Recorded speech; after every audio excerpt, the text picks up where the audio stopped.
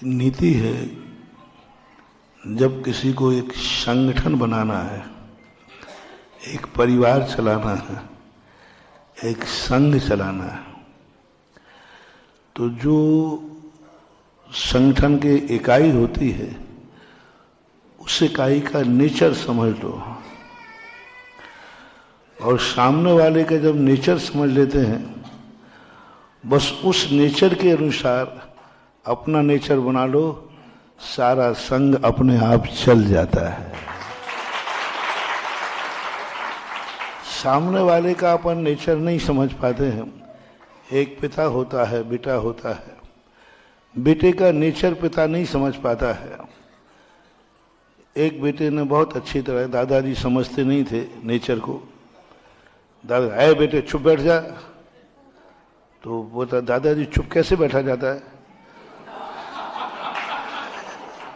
तो यार चुप कैसे बैठा, क्योंकि उसको मालूम ही नहीं था चुप कैसे बैठा जाता है।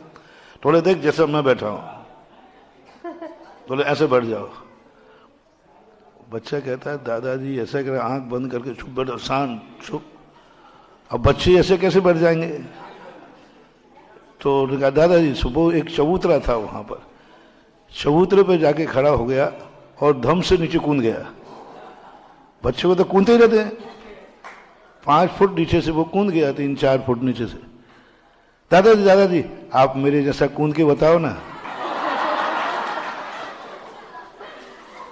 जब मैं कूद सकता हूं, मैं बच्चा हूं, जब मैं कूद सकता हूं, तो आप दादा हो के नहीं कूद सकते? कैसे दादा हो?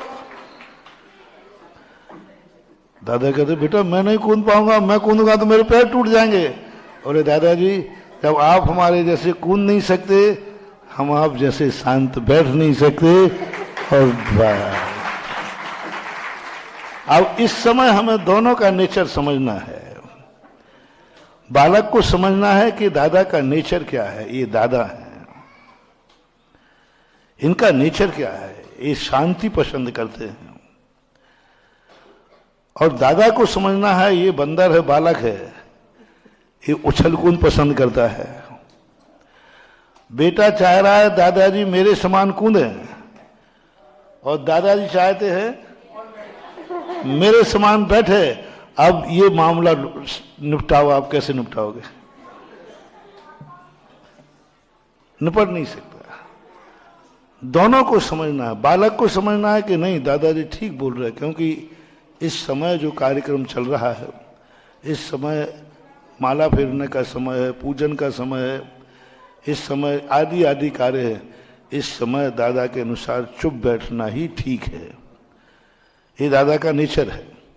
और दादा को समझना है कि बच्चे को इतना बाध्य न करें कि वो शांत बैठ ही नहीं सके। इतना उसको बाध्य न करें कि बेचारा कहता कि वो अभी यही नहीं जानता कि चुप बैठना क्या कहलाता है। बस ये नेचर यदि अपन समझ जाए एक दूसरे का, घरों में भी वात्सल्य आ जाएगा, संघों में भी आ जाएगा, और पूरे देश में आ जाएगा। हम अपना नेचर सामने वाले को न समझाएं, सामने वाले का नेचर समझने का प्रयास करें कि क्या है। यदि हमने उसका नेचर समझ लिया तो शायद वो हमारे नेचर को समझ जाएगा। इसलिए हमें नेचर समझाने के पहले सामने वाले का नेचर समझो कि इनका नेचर क्या है। उस नेचर के अनुसार यदि हम सारी शिक्षाएं केंद्रित कर दें, सारी शिक्षाएं, सारे उपदेश केंद्रित कर दें, सामने वाला अवभाग्य मान करके उसे स्वीकार करेगा। क्योंकि उसके नेचर के अनुसार मार्ग तो हमें शांति ही बैठाना है। बालक को बालक के समान उद्दंड नहीं बनना है, लेकिन बालक का नेचर है शांत बैठना, उसका नहीं है।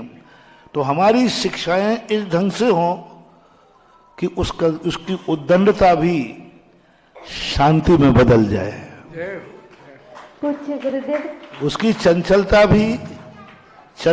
भी हमारे लिए ऐसा लगे जैसे चंचलता भी कुछ हमारे लिए शिक्षा देने में काम होता है।